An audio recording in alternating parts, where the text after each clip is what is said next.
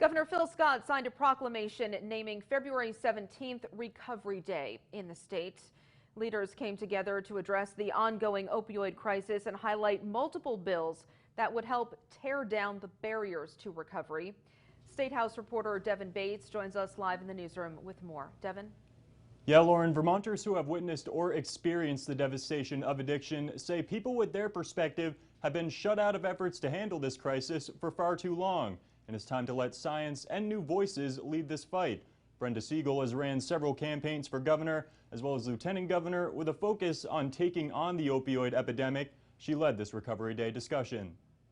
There is plenty of good data that tells us we are doing it wrong, and new research and stories every single day that tell us where we need to go next.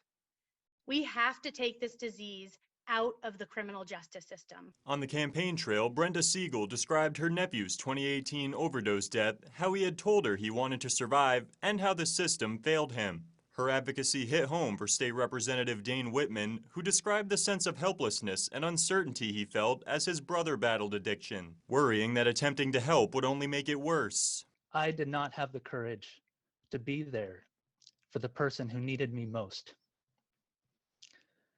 I hope that all of us here today can have more courage than I did then.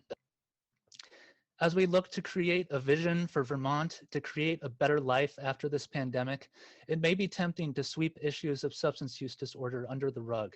Advocates say harm reduction and other recovery initiatives are a form of COVID relief. Senator Keisha Ram even suggested using the vaccine rollout as an opportunity to boost the state's addiction response. We could start creating a pilot program to offer the vaccine in a mobile unit that travels the state, particularly to our most transportation distressed communities.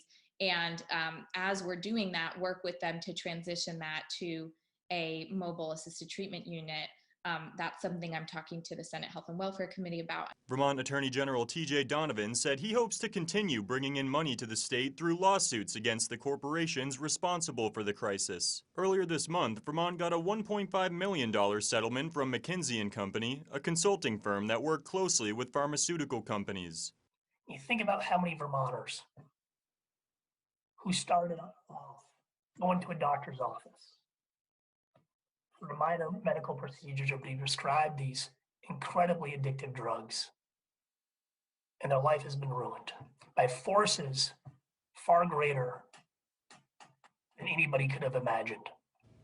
Now, on top of that settlement, last year, Vermont also played a key role in a settlement with Purdue Pharma through an investigation led by former U.S. Attorney Christina Nolan. Live in the newsroom tonight, Devin Bates, Local 22 News.